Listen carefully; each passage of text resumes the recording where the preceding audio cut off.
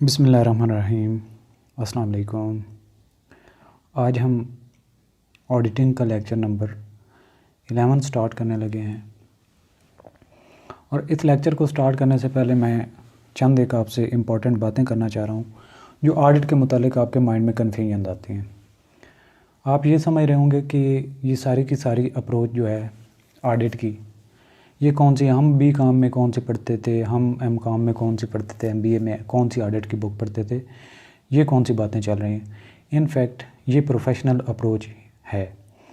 आप ये समझें कि इसमें सारी चीज़ें जो बाकी ऑडिटर की क्या क्वालिटीज़ हैं वो 1-2 घंटे में या 1-2 लेक्चर में जो है हम सारी चीज़ें कवर कर सकते हैं। जब आपको इन डेप्थ चीज़ों का नॉलेज हो कि ऑडिटर होता क्या है, ऑडिटर का मकसद क्या होता है, ऑडिट करने का जो तरीक़ाकार है वो क्या होता है और मेथोडोलॉजी ऑडिटर की क्या होती है, और ऑडिटर इनफैक्ट जो फर्म है वो हायर क्यों करती है, क्यों एंगेज होता है ऑडिटर और उसका अल्टीमेटली ऑब्जेक्टिव क्या है, ये सारी की सारी प्रोफेशनल अप्रोच है। और ACCA, ICMA या CA जो प्रोफेशनल डिग्रीज़ हैं उनमें जो चीज़ें पढ़ाई जाती हैं वो इसमें मेन चीज़ें एक समराइज़ करके चीज़ें इंटरलिंक की गई हैं दूसरों के साथ। मतलब जो आप प्रोफेशनल स्टडी कर रहे होते थे और जो नॉर्मल आपकी डिग्री होती थी उसमें सारी चीज़ें ये लिंक अप हैं। तो कोई हम ये नहीं है कि हम डेविएट कर रहे हैं अपनी बेसिक चीज़ों से। और आपने उस जो BCom वाली आपकी ऑडिटिंग की बुक होगी उसमें सिर्फ आपने इंटरनल कंट्रोल और इंटरनल ऑडिट को ही देखा होगा कि उस वक्त समझ में नहीं आती थी, लेकिन जब बात हकीकत की आती तो इंटरनल कंट्रोल बहुत अहम चीज़ है। जब आप इंटरनल कंट्रोल सिस्टम को ही सही तरीके से समझ जाते हैं तो आधे ऑडिट को आप समझ जाते हैं। तो उनसे ही चीज़ें जनरेट होती हैं। ऑडिटर की क्या क्वालिटीज़ होती हैं, ये सारी चीज़ें हमने इतनी कोई इम्पॉर्टेंट भी नहीं होती, ना ही कोई एग्ज़ाम में इस तरह की कोई चीज़ आती है। तो होती हैं ऑडिट रिस्क क्या होता है, असेसमेंट रिस्क क्या होता है, रिस्क असेसमेंट क्या होती है, रिस्क मैनेजमेंट क्या होती है, एनालिटिकल प्रोसीजर्स क्या होते हैं। क्वेश्चन यहीं से आते हैं और इस तरह के रेलिवेंट होते हैं। और बाकी मैनेजमेंट के साथ क्या रिलेशनशिप होता है, मैनेजमेंट का क्या काम होता है, ऑडिटर का क्या काम होता है, इन चीज़ों से होता है। और इनफैक्ट ये जो हम लेक्चर स्टार्ट करने लगे, अगर मैं आपको एक छोटी सी मिसाल से स्टार्ट करूं तो हम पूरा का पूरा लेक्चर यहाँ पे कवर कर सकते हैं सिर्फ बात में ही।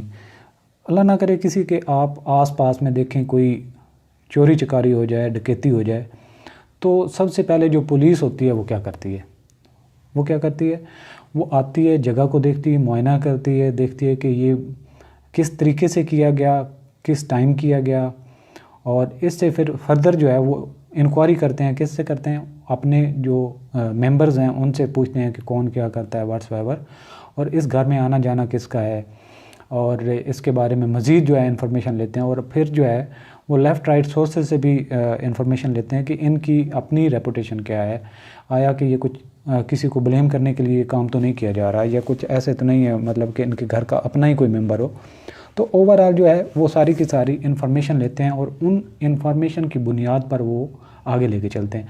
दूसरे अल्फाज में, सादा अल्फाज में हम बात करें तो ये जो खोजी वाला काम होता है, खोज लगाना कि हकीकत है क्या, तो ऑडिटर का काम भी क्या होता है? ऑडिटर एक मॉडर्न खोजी होता है जो कि बिज़नेस की वीक एरिया, चोरी चकारी, वेरिएशन, वायलेशंस, उन सब को डिटेक्ट करने के लिए आया होता है और देख रहा होता है कि इन्होंने कहाँ पे उसूल से इनहराफ किया है। तो मेन ऑब्जेक्टिव ये होता है। और ये जो इन्फॉर्मेशन ऑब्टेन करने का जो ऑब्जेक्टिव होता है, और हम तो ये भी देखते थे जब छोटे होते थे गांव में, तो किसी की भैंस वगैरह चोरी हो जाती थी तो कुछ खोजी ऐसे होते थे वो चंद फासले पे जाने से और जो चोर की जो कदम होते थे उसकी चलने के अंदाज से वो पहचान जाता था कि ये फ़लाना चोर है। उसको पता होता था, क्योंकि उसको पता होता था कि इस एरिया में कौन कौन से चोर हैं और किसका कौन सा चलने का स्टाइल है, वो पैर कैसे रखता है, और उसकी मतलब कि वो स्ट्रेटजी कौन सी अप्लाई करता है।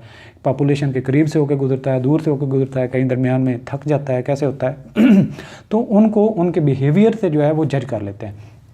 तो ऑडिटर भी एक मॉडर्न खोजी है जो कई सारी चीज़ें, तो मतलब कि जो इंटरनल कंट्रोल की हम बात करते हैं तो इंटरनल कंट्रोल से वो फ़ौरन असेस कर जाता है कि अगर इस ऑर्गेनाइजेशन में ये चेक एंड बैलेंसेस हैं तो यहाँ पे चोरी चकारी का चांस कम है।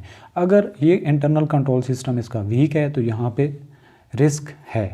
तो रिस्क जहाँ पे होता है वहीं पे कुछ ना कुछ ऑडिटर को वीक एरियाज मिलते हैं, वहीं पे ही कोई ना कोई जो है रूल एंड रेगुलेशंस को वायलेट किया गया होता है, क्योंकि वहाँ पे कंट्रोल नहीं होता ना।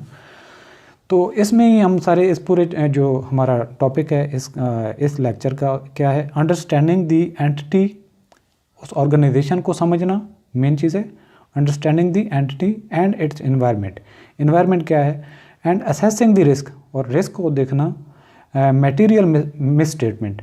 अब ये 4 चीज़ें हमने इस चैप्टर में ओवरऑल कवर करनी है। सबसे पहले क्या थी, अंडरस्टैंडिंग द एंटिटी।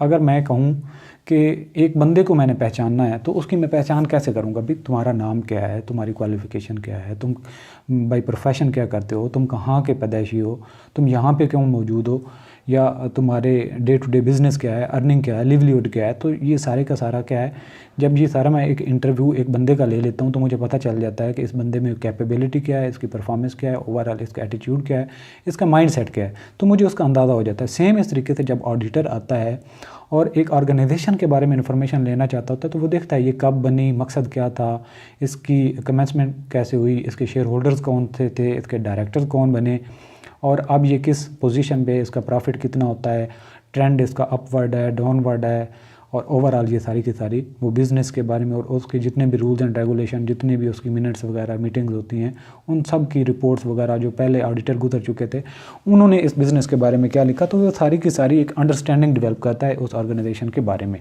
तो इसको क्या कहते हैं, अंडरस्टैंडिंग दी एंटिटी। अगर हम दूसरे एलिमेंट पर बात करें, एंड इट्स इन्वायरमेंट। इन्वायरमेंट क्या होता है, जैसे आप कहते हैं कि जैसा बंदा एनवायरनमेंट में रहता है वैसा ही वो उसकी परवरिश होती है। गांव में रहेगा नहीं पढ़ सकेगा, शहर में जाएगा अच्छी जगह पे जाएगा अच्छा पढ़ेगा। अगर कराची के कराची के किसी या सिंध के किसी इलाके में रहेगा तो ज़रूर उसने डिग्री जो ली होगी तो ज़रूर चांसेस हैं कि वो उसने नकल की होगी, जैसे आजकल टीवी पे भी चल रहा होता है। ज़रूरी नहीं है 100% हर जगह पे ये हकीकत नहीं है, लेकिन हमें वही नज़र आता है जो मीडिया पे दिखाया गया होता है। अच्छे स्कूल भी होते हैं, अच्छे लोग भी होते हैं जो पढ़े लिखे होते हैं, पढ़ाई के हवाले से बात कर रहा हूँ। वैसे तो हर जगह के लोग जो है, किसी के बारे में आप ये नहीं कह सकते कि ये बहुत 100% यहाँ के लोग ठीक है। तो किसी को भी जेनरिक जो है आप कहना कि ये एक चीज़ के साथ स्पेसिफिक है तो वो हम अटैच नहीं करते, ना ही ऐसी हकीकत होती है। हर जगह पे डिफरेंस होता है, लेकिन हमारा क्या होता है कि जैसा इन्वायरमेंट होगा वैसा ही होगा। अब देखें कि पाकिस्तान में हम अगर बात करें तो बहुत सारे ऐसे लोग हैं जिन्होंने यहाँ पे रह के बड़ी तरक्की की। तो इन्वायरमेंट हो सकता है वो किसी गांव में पला बड़ा हो, लेकिन इसके बावजूद वो उसकी अचीवमेंट्स होती हैं। और आपको क्या लगता है कि लंदन में या न्यूयॉर्क में चोर चकार नहीं है, डकैतियाँ नहीं होती? हर तरह के क्राइम्स होते हैं। जिस तरह के हम तो कहते हैं कि पाकिस्तान की नेशन ऐसी जहाँ पे जिस कंट्री के जिस जगह पे भी जाएं हर जगह पे क्राइम है, और उधर तो एडवांस किस्म के क्राइम है। इतने कंट्रोल होने के बावजूद भी क्राइम नहीं रुकते। हमारे यहाँ कंट्रोल नहीं है तो भी इतने ज़्यादा क्राइम नहीं है। तो हम बहुत सारे लोगों से, बहुत सारे कंट्रीज से हमारे हालात अच्छे हैं। तो इन्वायरमेंट जो होता है, एक ऑर्गेनाइजेशन का इन्वायरमेंट, वो किस इन्वायरमेंट में सर्वाइव कर रही है। जिस तरीके से एक बंदे की हम मिसाल देते हैं तो ऑर्गेनाइजेशन का भी एक इन्वायरमेंट होता है। उसके लेफ़्ट राइट, उसके सप्लायर कौन है, उसके डेटर्स कौन है, ओवरऑल वर्किंग कंडीशन क्या है, टाइम आने का क्या है, जाने का क्या है, छुट्टी लेने का तरीक़ेकार क्या है, छुट्टी का मैकेनिज़्म क्या रखा है, राइट्स क्या हैं यहाँ पे एम्प्लॉयज़ के, इसकी लाइबिलिटीज़ क्या हैं, इनके सप्लायर को पेमेंट का क्या तरीक़ाकार है, या जो इसके जो कस्टमर हैं उनके साथ इनकी सर्विसेज कैसे प्रोवाइड करते हैं। तो ये सारी की सारी जो हैं ओवरऑल इस ऑर्गेनाइजेशन के इन्वायरमेंट बन जाता है। तीसरे पॉइंट पे अगर हम बात करें, assessing the risk. Assessing the risk. अब देखें कहीं पे आप रोड पे जा रहे हैं तो आप देखते हैं कि खड्डा सा होता है। अक्सर पाकिस्तान में कई जगह पे रोड पे ठीक ठाक होता है और गाड़ियाँ स्पीड में आती हैं। जो ही हम देखते हैं और कहीं पे फ़र्ज़ किया वो सुराख हो, बड़ा सा हो, तो हम फ़ौरन क्या कहते हैं कि यहाँ पे कोई ना कोई हादसा होगा। या अक्सर हम कहीं रुक जाएं और किसी से पूछें तो वो बताएगा हमें कि यहाँ पे इतने हादसात हो चुके हैं। तो हम क्या करते हैं कि एक चीज़ को देखते ही अंदाज़ा लगा लेते हैं कि यहाँ पे हादसा होगा। क्यों? क्योंकि सुराख है, आते ही किसी को क्या पता, और स्पीड में जब करेगा तो थोड़ा सा मुड़ेगा, इधर उधर होगा तो फ़ौरन दूसरे को टक्कर लगेगी और अल्टीमेटली इम्बैलेंसिंग जब स्टार्ट होगी तो उसका जो है नतीजा ख़तरनाक होगा। तो सेम इस तरीके से ऑर्गेनाइजेशन जो है उसकी अगर किसी ऑफिस में देख लें या कहीं उसका कैश जो है लाख में नहीं पड़ा, या उसकी जो चार दीवारी है वो महफूज नहीं है, तो हम क्या कहते हैं कि यहाँ पे कोई ना कोई रिस्क है, ख़तरा है। तो उस ख़तरे को असेस करना, ये कई तरह के ख़तरात हो सकते हैं एक बिज़नेस में, तो वो ऑडिटर ने क्या करना होता है, उसको असेस करना होता है। उसके बाद होता है मटेरियल मिसस्टेटमेंट, यानी कि जो आपकी फाइनेंशियल स्टेटमेंट बनी उसमें कोई एक बड़ा कोई घपला तो नहीं, जो जिसको फर्ज किया उन्होंने कहा कि हमने इतनी लाख की 10 लाख की परचेजेस की थी, इनफैक्ट 10,000 की थी, एक आधी ज़ीरो ज़्यादा कर दी, तो उसको क्या कहते हैं, मटेरियल मिस स्टेटमेंट। और आप वोचर पे भी वही काम कर दें और जो है बैलेंस शीट में भी आप उसको इस तरीके से करके और जो है वो जो आपका करेंसी है आप उसको लेफ़्ट राइट कर दें, तो ये क्या है, उसमें चांस होना कि मटेरियल मिस स्टेटमेंट तो नहीं है। अब चेक पे जब अमाउंट लिखते हैं तो साथ में वर्डिंग क्यों लिखी जाती है कि अगर कहीं डिजिट्स को थोड़ा सा चेंज भी कर लिया जाए तो आप उस वर्डिंग को इतनी आसानी से चेंज ना कर सकें। तो क्या होता है कि ये कंट्रोल जनरेट किया जाता है। तो ओवरऑल जो ऑर्गेनाइजेशन है जिसका ऑडिटर जाके देखता है, क्या करता है, सबसे पहले उस ऑर्गेनाइजेशन के बारे में इंफॉर्मेशन, उस ऑर्गेनाइजेशन का माहौल क्या है, लेफ़्ट राइट उसका कैसे ऑपरेशन हो रहा है और उसके अंदर रिस्क कहाँ पे हैं, और मटेरियल मिसस्टेटमेंट के बारे में इसका क्या है। हमने मटेरियल मिसस्टेटमेंट पे ऑडिटर ने काफ़ी सारी वर्किंग करनी होती है और ये मटेरियल मिसस्टेटमेंट को वेरीफाई करने के लिए वो क्या करता है, एंटिटी को अंडरस्टैंड भी करता है, उसके एनवायरनमेंट को अंडरस्टैंड करता है और उसको अंडरस्टैंड करने के बाद रिस्क को असेस करता है कि यहाँ पे किस किस जगह पे रिस्क हो सकता है। तो ये तो हमने एक अंडरस्टैंडिंग एक चैप्टर के बारे में बात की। तो ओवरऑल जो है हम इसको अब जब रीडिंग करते जाएंगे तो ये सारी की सारी आपको मालूम होगा कि वही इन्फॉर्मेशन है, वही बातें हैं जिनका अभी हम जिक्र कर चुके हैं। इंट्रोडक्शन, द स्टैंडर्ड रिक्वायर्ड, क्योंकि इंटरनेशनल स्टैंडर्ड ऑन ऑडिट्स भी हैं, तो ये क्या है, standard required that auditor should obtain an understanding of the entity and its environment including its internal control sufficient to identify and assess the risk of material misstatement, कि material misstatement का कितना risk है of the financial statement. आप उसकी morality, moral values देख सकते हैं कि उनके जो ऑफिसर्स हैं, जो मैनेजमेंट है एक ऑर्गेनाइजेशन के, तो उनकी मॉरल वैल्यूज़ अच्छी हैं तो मटेरियल मिस स्टेटमेंट के भी चांसेस कम होते हैं। ये सारे के सारे मुख्तलिफ चेक होते हैं। वेदर ड्यू टू फ्रॉड, ये जो मटेरियल मिस स्टेटमेंट हो सकती है किस वजह से हो सकती है, कोई फ्रॉड भी कर सकता है या गलती भी हो सकती है, या sufficient to design and perform other audit procedure, कि दूसरे जो ऑडिट के प्रोसीजर हैं उनको अप्लाई ना करने की वजह से भी हो सकता है। The standard provides guidelines on the following, किस किस पे गाइडलाइन देता है ऑडिट के जो स्टैंडर्ड हैं। रिस्क असेसमेंट प्रोसीजर्स, कि आप किस तरह जो है रिस्क को असेस कर सकते हैं, क्या क्या तरीक़ेकार आपने स्टेप लेने होते हैं। एंड सोर्सेज ऑफ इंफॉर्मेशन, और आप उसके बारे में इंफॉर्मेशन कहाँ से लेंगे, कौन कौन से तरीके हैं इंफॉर्मेशन ऑब्टेन करने के लिए किसी भी ऑर्गेनाइजेशन के मुतालिक। About the entity and it's environment including internal control, तो आप जो है मुख्तलिफ़ चीज़ों को देख सकते हैं, उन लोगों से मीटिंग वगैरह कर सकते हैं। तो ये सारी स्टेप बाय स्टेप हम पढ़ेंगे कि ऑडिटर कौन कौन से मेथड यूज़ करता है जिससे वो ऑर्गेनाइजेशन के बारे में इंफॉर्मेशन लेता है। सेकंड पे अंडरस्टैंडिंग द एंटिटी को अंडरस्टैंड करना and it's environment including internal control. Third पे है assessing the risk of material misstatement, कि आपने मटेरियल मिसस्टेटमेंट के कितने चांस हैं यहाँ पे कि मटेरियल मिसस्टेटमेंट हो सकती है, तो इसको रिस्क को असेस करना। असेस का मतलब होता है ओवरऑल जांच पड़ताल करना, अंदाज़ा लगाना। चौथा नंबर पे है communicating with those charge with governance and management, कि वो लोग जिनकी जिम्मेदारी है उस ऑर्गेनाइजेशन को चलाएं और उसको मैनेज करें, तो उनसे कम्युनिकेट करना, उनसे सवाल जवाब करना, इससे भी इंफॉर्मेशन मिलती है। इसके अलावा जो डॉक्यूमेंट्स होते हैं उस ऑर्गेनाइजेशन के, जो रिकॉर्ड्स होते हैं, उनसे भी इंफॉर्मेशन ली जाती है। सबसे पहले है risk assessment procedure and sources of information about the entity, के रिस्क को असेस जब आप करते हैं, और आप कैसे असेस कर सकते हैं, इंफॉर्मेशन लेके। इंफॉर्मेशन कैसे लेंगे, about the entity and it's environment including it's internal control, कि आपने इंटरनल कंट्रोल को भी देखना है। सोर्सेज ऑफ इंफॉर्मेशन से इंफॉर्मेशन लेके उस एंटिटी और उसके एनवायरनमेंट के बारे में आपने असेसमेंट करनी है, इंफॉर्मेशन लेनी है और अपना नो हाउ जनरेट करनी है। सबसे पहले risk assessment procedure and sources of information, the auditor should perform the following risk assessment procedures to obtain and understanding of the entity and its environment including its internal control system।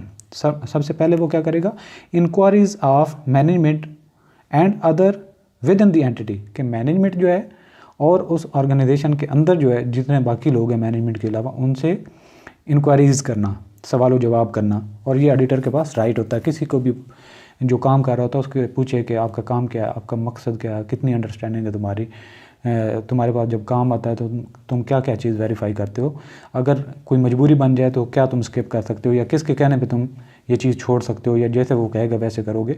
अगर उसकी कहीं उसको information मिलती है कि यहाँ पे risk होता है तो फिर वो उसको आगे लेके चलते हैं। इसके अलावा जो होता है B number, analytical procedures. Analytical procedures क्या होते हैं? जो उस ऑर्गेनाइजेशन की पहले की जो इन्फॉर्मेशन होती हैं या जो ऑडिटर बाहर से इन्फॉर्मेशन लेता है उनको असेस करता है, बाकी जो अंदर का जो सिस्टम होता है या पिछले साल की जो रिपोर्ट थी, प्रॉफिट होना या उसकी सेल्स होना, आने वाले साल में कैसे ट्रेंड ऊपर जाना चाहिए, अगर नहीं जाती तो क्यों नहीं गई, आया कि उस पर फर्दर जो है मार्केटिंग नहीं की गई या उसकी सेल्स के लिए जो है प्रमोशन नहीं की गई। अगर सेल्स प्रमोशन और मार्केटिंग पे भी एक्सपेंसेस लगाए गए पिछले साल की निस्बत इस साल ज़्यादा, तो पिछले साल सेल्स ज़्यादा थी, इस साल सेल्स कम हुई, वजह क्या थी? अगर वेरिएशन ज़्यादा हो और उसका कोई जवाब भी ना बनता हो तो फिर जो है यहाँ से ऑडिटर जो है ऑब्ज़र्व करता है कि यहाँ पे रिस्क है, यहाँ पे कोई मटेरियल मिसस्टेटमेंट की चांसेस हैं। इसके अलावा जो ऑडिटर है ऑब्जर्वेशन एंड इंस्पेक्शन, बड़ा टूल है इसके पास कि ये चीज़ों को खुद ऑब्ज़र्व करता है कि यहाँ पे लोगों के काम करने का स्टाइल क्या है, लोग किस तरीके से काम कर रहे हैं, और ये सारी की सारी ऑब्जर्वेशन करता है और चीज़ों को देखता है। चीज़ें जो बुक्स ऑफ अकाउंट्स में सारी इन्फॉर्मेशन, एसेट्स हैं, लाइबिलिटीज़ हैं, लाइबिलिटीज़ को बाहर के जो क्रेडिटर्स हैं उनसे देखेगा कि ये वाकई ठीक लाइबिलिटीज़ इन्होंने जिक्र की हुई हैं, और जो एसेट्स हैं उनको जाके खुद वेरीफाई करेंगे कि ये एसेट्स मौजूद भी हैं या नहीं। The auditor is not required to apply all the risk assessment procedure, कि जितने भी रिस्क असेसमेंट के प्रोसीजर हैं सब के सब को लागू करना ऑडिटर की जिम्मेदारी नहीं। For each aspect of the understanding, कि हर पहलू को अंडरस्टैंड करना उसके लिए ज़रूरी नहीं है। However all the above risk assessment procedure are applied, हाँ जो ज़रूरी हैं प्रोसीजर रिस्क असेस करने के लिए वो अप्लाई किए जाते हैं in the course of obtaining required understanding, कि जो ज़रूरी है कि आप उस ऑर्गेनाइजेशन की अंडरस्टैंडिंग के लिए आप जो इन्फॉर्मेशन जो आपके पास होने चाहिए या आपको assessment risk assessment procedure apply करने चाहिए वो ज़रूर करने चाहिए। जो इतने कंसर्न नहीं है, जो इतने अहम नहीं हैं, उनको रिस्क असेसमेंट के जो प्रोसीजर हैं वहाँ पे अप्लाई करना ज़रूरी नहीं है। In addition to the above procedure the auditor may obtain information, auditor कहाँ से इन्फॉर्मेशन ले सकता है? By inquiries of the entity's legal counsel, यानी कि जो उसका वकील है उससे भी इंफॉर्मेशन ले सकते हैं, और ऑफ वैल्यूएशन एक्सपर्ट, या जो उस बिज़नेस के मुख्तलिफ़ चीज़ों की वैल्यूएशन करते हैं उनसे भी, या जो एक्सपर्ट्स होते हैं that the entity has used, जो भी उस ऑर्गेनाइजेशन के पास होते हैं। इसके अलावा क्या है?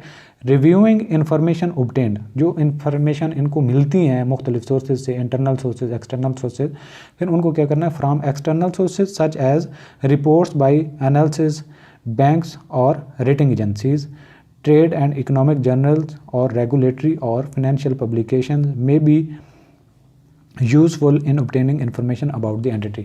ये हो सकता है कि बहुत बड़ी कोई ऑर्गेनाइजेशन हो जिसका ऑडिट हो रहा हो, तो उसके जो जर्नल्स हैं, जो उसके पब्लिकेशन हैं, या जो उसके ऊपर रिपोर्ट्स हैं, या जो रेटिंग एजेंसीज़ हैं उनकी इसके बारे में क्या असेसमेंट हैं।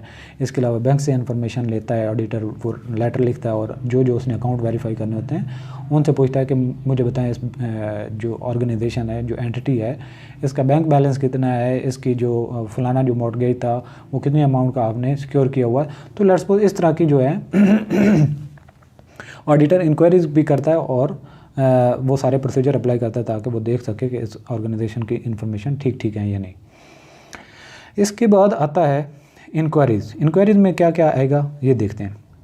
The auditor obtains information from management and those responsible for financial reporting, यानी कि जो अकाउंटेंट्स हैं और जो मैनेजमेंट हैं।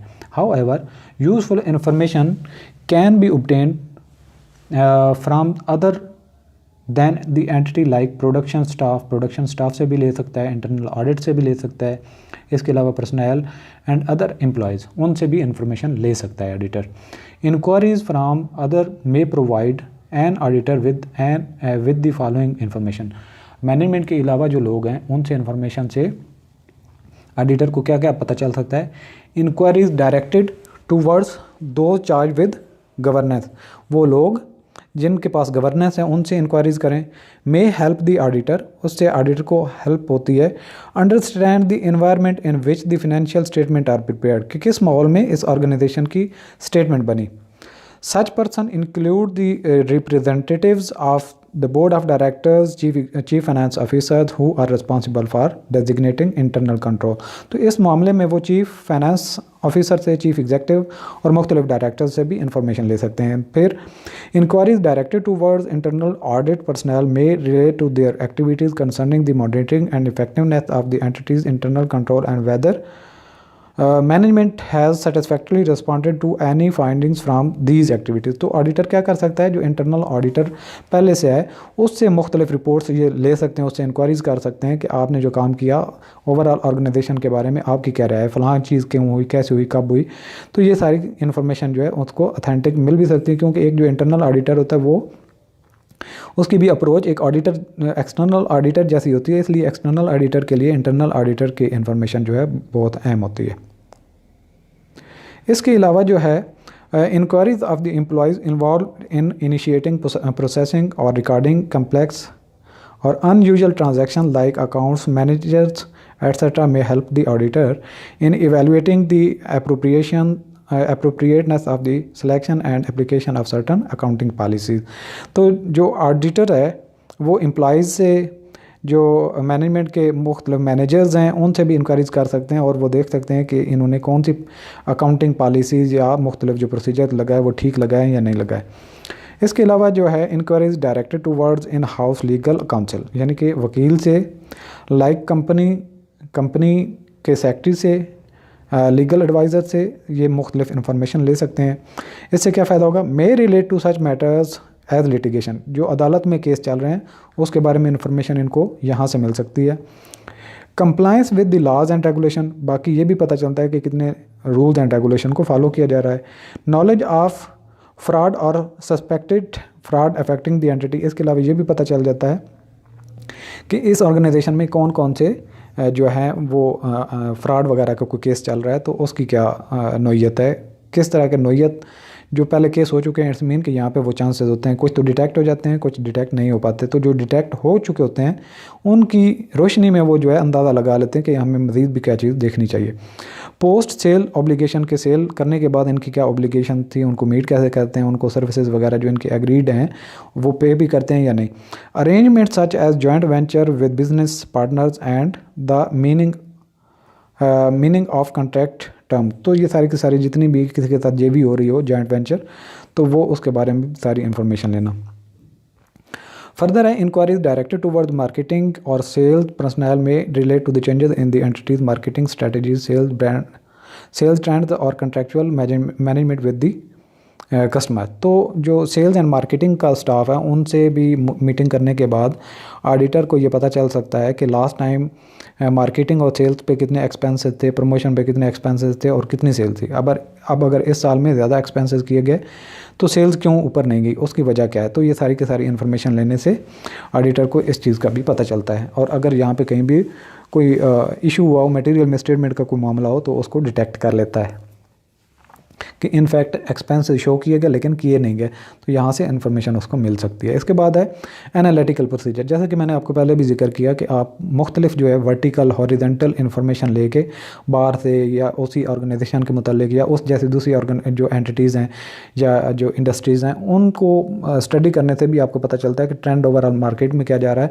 अगर ये नीचे जा रही है, उनका ट्रेंड जो है इस मार्केट ट्रेंड के साथ मैच नहीं कर रहा, तो वजह क्या है। तो उससे भी जो ऑडिटर है वो गैस कर लेता है कि यहाँ पे कोई ना कोई मामला है जिसकी वजह से इसकी परफॉर्मेंस ठीक नहीं।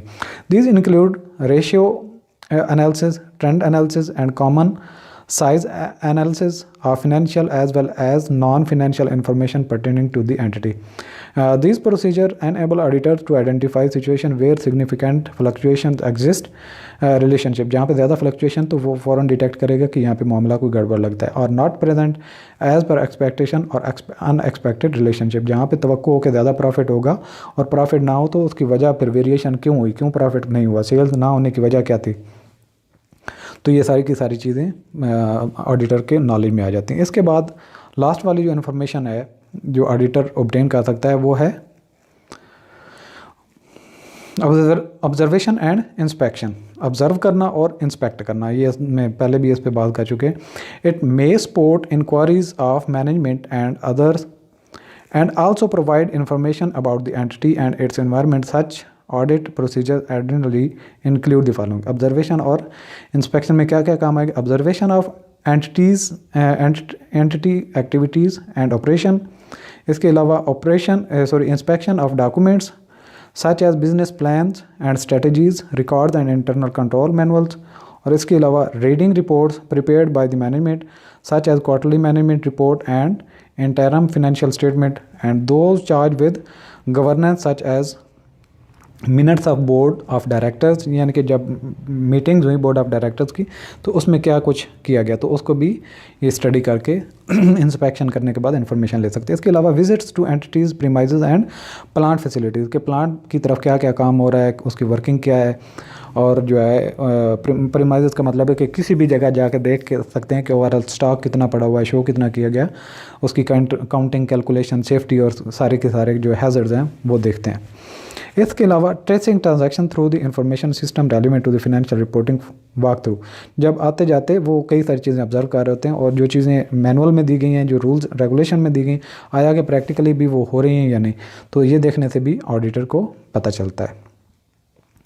इसके बाद discussion among the audit team, जो ऑडिट की अपनी टीम होती है वो आपस में भी कुछ डिस्कशन करते हैं और कुछ ना कुछ एक्सट्रैक्ट करते हैं, उससे भी उनको इन्फॉर्मेशन मिलती है। The members of the engagement team should discuss the sustainability of the entity's financial statements to material misstatements. Such discussion would foster sharing of knowledge and exchange of information. इससे क्या होता है कि जो भी मुख्तलिफ एंगल से ऑब्ज़र्व कर रहे होते हैं वो अपनी इन्फॉर्मेशन जो है शेयर करते हैं और उससे पता चलता है कि जो मेरा पॉइंट ऑफ व्यू था वो ठीक था या गलत था, वो दूसरा उसके बारे में बात बताता है। और इस तरीके से आपस में भी जो आइडियाज़ हैं ऑडिटर्स की टीम के जो मेंबर्स होते हैं वो उनसे भी जो है नॉलेज ट्रांसमिट होता है। किसी को कोई अगर चीज़ समझ नहीं आ रही तो जब वो सीनियर से डिस्कस करेगा तो उसको अल्टीमेटली उसकी समझ आ जाएगी कि इसका मतलब यहाँ से ये निकलता है।